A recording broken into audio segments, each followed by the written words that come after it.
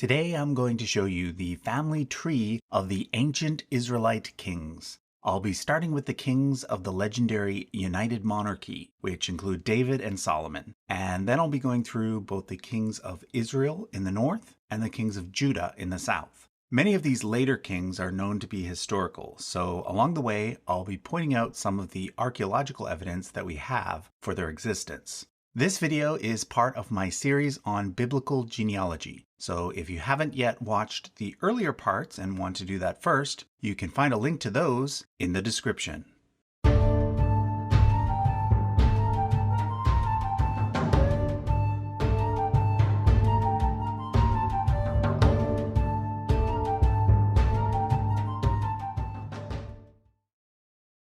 So the most famous king of ancient Israel is King David. On this chart, I've used Michelangelo's statue of him. But David was not the first king of Israel. The first king was actually a man named Saul. Prior to Saul, the 12 tribes of Israel were said to have been ruled by a series of judges, who were basically temporary leaders who led armies during times of crisis. But according to the Bible, the people eventually got tired of that system and demanded to have a king. So they drew lots, and in the end, Saul from the tribe of Benjamin was chosen.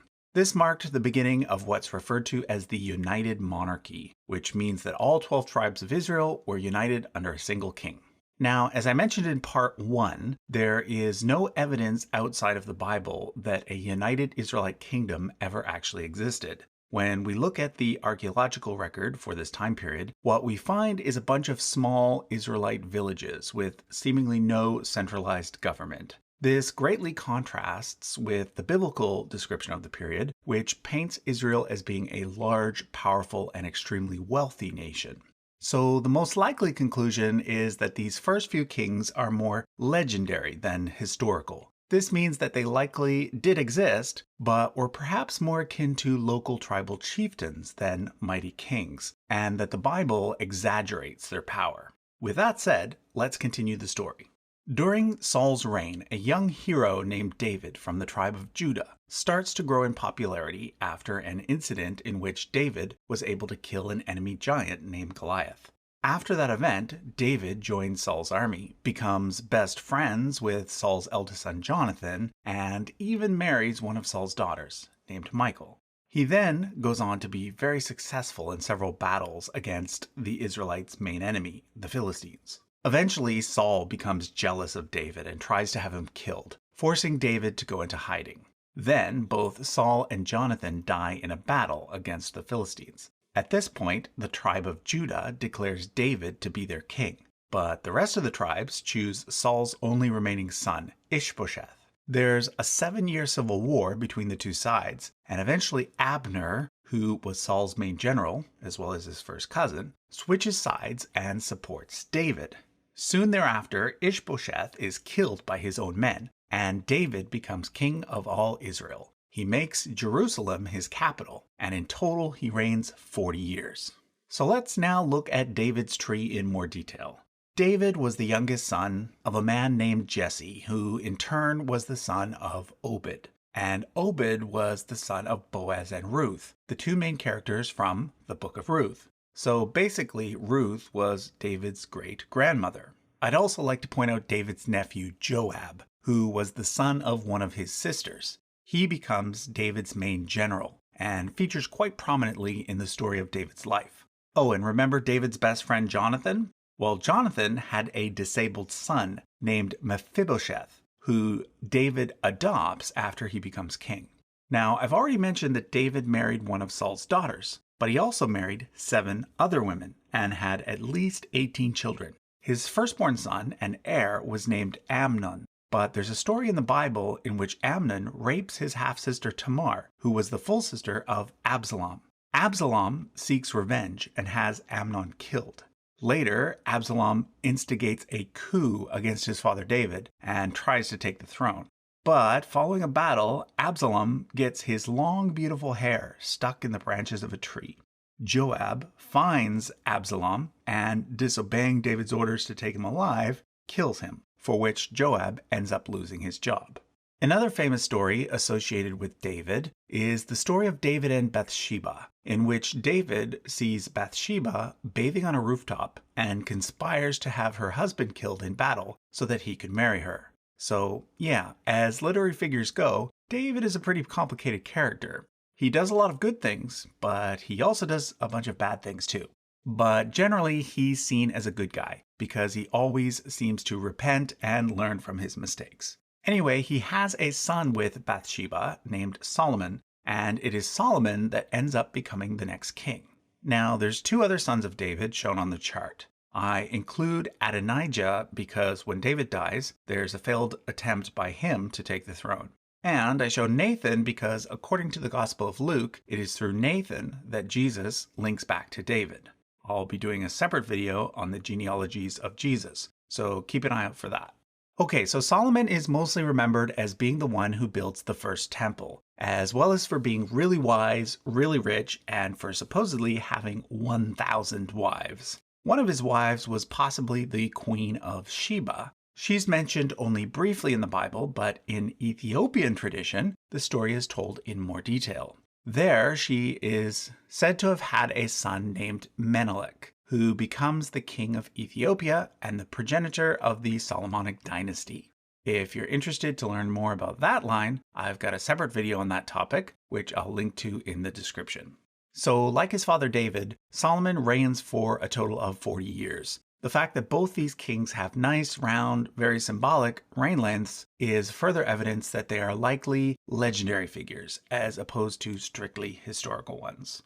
So, after the reign of Solomon, the kingdom splits in two. The tribes of Judah and Benjamin in the south continue to be ruled by the house of David in Jerusalem and are known as the Kingdom of Judah, whereas in the north, the 10 remaining tribes declare independence and become known as the Kingdom of Israel. Their first king is a man named Jeroboam, who was from the tribe of Ephraim, which was the largest of the 12 tribes. Let's look at the Kingdom of Israel first, and then we'll go back and look at the Kingdom of Judah second. So in Israel, we get several ruling dynasties. Jeroboam is followed by his son Nadab, but 2 years into his reign, Nadab is killed by one of his army captains named Baasha, and Baasha becomes king instead. Baasha was from the tribe of Issachar. But then history repeats itself. He has a decently long reign and passes things on to his son Elah, but then after just 2 years, Elah is assassinated by one of his army commanders, a man named Zimri. But Zimri is unable to hold on to power and commits suicide after just 7 days as king. At this point, there's a civil war. Some of the people support Tibni, who was probably a relative of Zimri, but others support Omri, who was likely from the tribe of Issachar, like Baasha and Elah. Eventually, Omri's side wins, and he becomes the sole king. Now, Omri is a very important figure. Strangely, unlike many other Bible characters, his name is not well known today. However, in my opinion, he was one of the most important kings in ancient Israel. He holds the distinction of being the earliest known person in the entire Bible, for which we have evidence in the archaeological record. So you'll notice that he has a red check mark next to his name, kind of like the verification symbols you see on social media. On this chart, whenever you see a red check mark, it means that we have a source outside of the Bible that confirms the existence of that person in real life. So let's talk quickly about how we know Omri was a real historical king. If you're ever in Paris, you can check out the following artifact at the Louvre. It's called the Mesha Stele and comes from the ancient kingdom of Moab, which today would be part of Jordan. It dates to just a few decades after the reign of Omri and describes Omri, king of Israel, capturing some Moabite territory. The name Omri shows up on the black obelisk of Shalmaneser III, which is now housed at the British Museum in London. I'll be talking about this artifact more in a bit, but for now, note that it clearly mentions the phrase House of Omri, indicating that other nations at the time knew that the Kingdom of Israel was being ruled by a dynasty that started with Omri. Omri is also important because he founded the city of Samaria, which went on to be the capital of the northern kingdom for the rest of its existence. Anyway, Omri was followed by his son Ahab, And the Bible talks a lot more about him and also about his wife, Jezebel. Ahab and Jezebel were the king and queen of Israel at the time that the prophet Elijah lived, Elijah being one of the more famous prophets in Jewish history.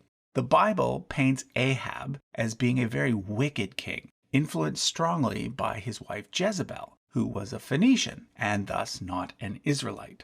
From a literary point of view, Jezebel is an interesting figure because in most cases she is portrayed as the ultimate evil seductress. But on the other hand, those who see the evil seductress trope as being a dangerous stereotype and an attempt to discredit strong, confident women, Jezebel has actually become somewhat of a feminist icon. Anyway, we do not have any corroborating evidence for the existence of Jezebel. But we do have mention of her father and brother in a now lost history of Tyre that was quoted by Josephus. Her brother, Baal-Esser II, was supposedly the grandfather of the legendary queen Dido, who is said to have founded the city of Carthage. So that's an interesting link there. One thing to keep in mind about the biblical account of the Northern Kingdom is that it was primarily written and edited much later by scribes from the Southern Kingdom. So there's an obvious bias toward the monotheistic religion that developed at Jerusalem and that went on to evolve into what's called Second Temple Judaism, which in turn led to the development of the better known Rabbinical Judaism, as well as Christianity and Islam. So basically, from the Southern Kingdom's perspective, the Northern Kingdom was seen as being disobedient to the one true God, Hashem. Ahab and Jezebel were famous for promoting the worship of the god Baal instead. So whenever something went wrong, the Southerners blamed it on the fact that the Northerners worshipped the wrong god or gods. Ahab has a red checkmark because he shows up in a set of Assyrian monuments, known as the Kirk monoliths, currently located at the British Museum. In those inscriptions, the Assyrian king Shalmaneser III claims that he defeated 2,000 chariots and 10,000 soldiers of Ahab the Israelite. According to the Bible, he's killed during a war with the kingdom of Judah and is followed by his sons Ahaziah and Jehoram. Jehoram's name appears on an artifact known as the Tel Dan Stele, which was discovered in the 1990s and currently is housed in the Israel Museum in Jerusalem. That inscription confirms a story told in the Bible in which Jehoram, king of Israel, and Ahaziah, king of Judah, are defeated by Hazael, king of Aram Damascus.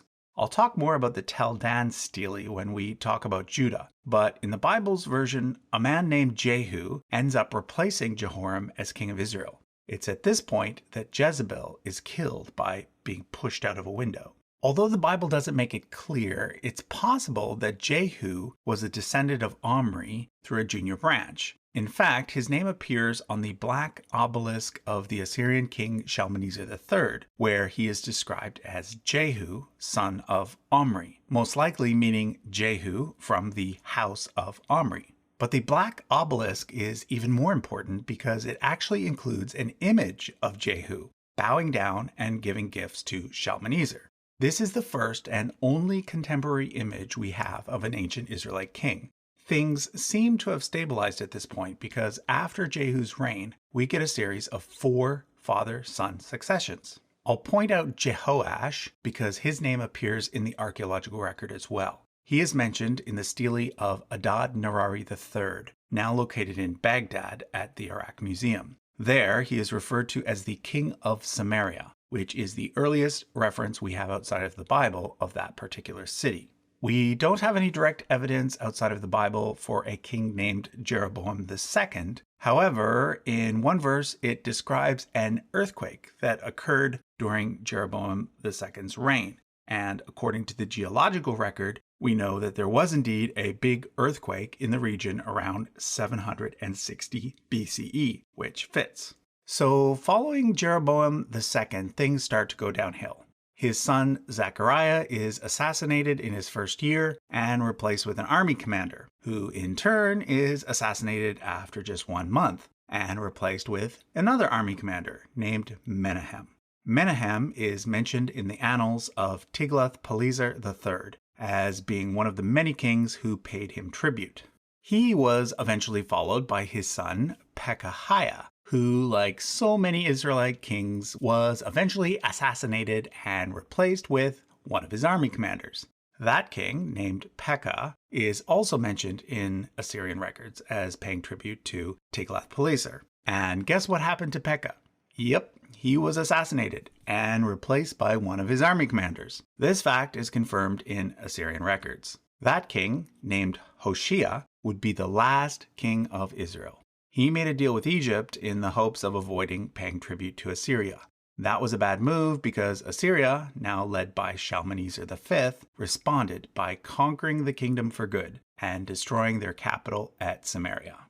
So over here I've been pointing out several of the Assyrian kings.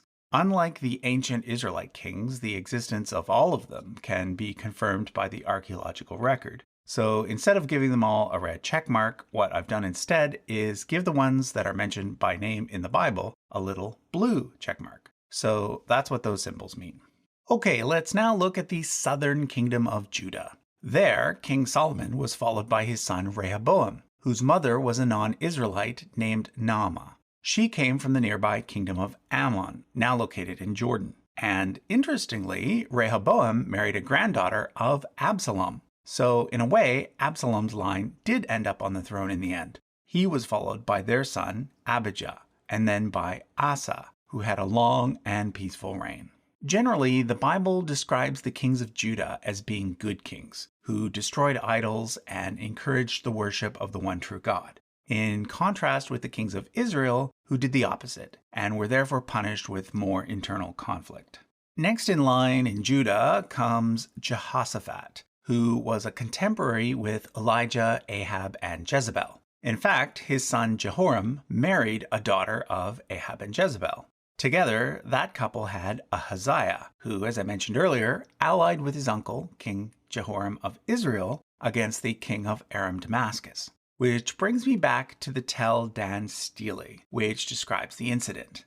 In that inscription, it appears to read, Amaziah, son of Jehoram, of the house of David. This is important because it is the earliest reference in the archaeological record to the house of David. But note that it doesn't directly reference David as king, nor does it describe anything that David did. Instead, it simply references the existence of a royal dynasty named after someone called David. This is a bit different from the reference to the house of Omri, being that Omri lived just a few decades before the earliest mention of his name, whereas David lived over 100 years before the earliest mention of his name. This is why David is still considered to be more of a legendary figure, whereas Omri is considered more of a historical figure. Anyhow, Ahaziah died following the conflict with Aram Damascus. At this point, his mother, Queen Athaliah, became the ruling monarch, the only monarch of the kingdom of Judah that was a female, and the only one that did not belong to the paternal line of David. Remember, she was the daughter of Ahab and Jezebel. She proceeded to kill all the possible claimants to the throne of Judah, but she missed one because, unbeknownst to her, a relative smuggled away and hid one of Ahaziah's sons, who was just a baby at the time. When that child, named Joash, was 7, he was revealed, and with the help of the priests, he was made king, thus reestablishing the line of David.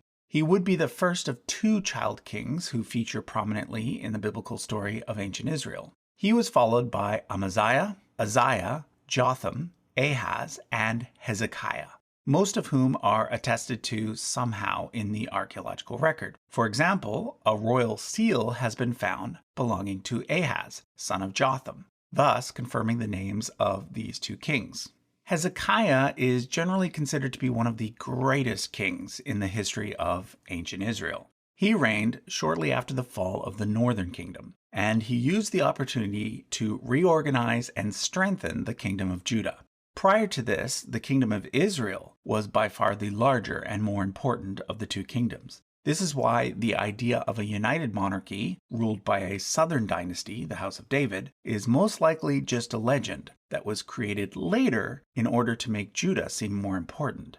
Either way, it was definitely at this point that the kingdom of Judah did become larger and more important. One can imagine that there were likely lots of refugees streaming down from the ruins of the northern cities, and that this led to a population boom in the southern cities. There is certainly a lot of archaeological findings from this period, both from Assyrian records as well as from evidence found in Jerusalem. For example, we know that Hezekiah rebuilt the walls around Jerusalem in preparation for an Assyrian attack. Remnants of these walls can still be seen today. It is also thought that he is the one who ordered the construction of the Siloam Tunnel, another feature in Jerusalem that still exists today.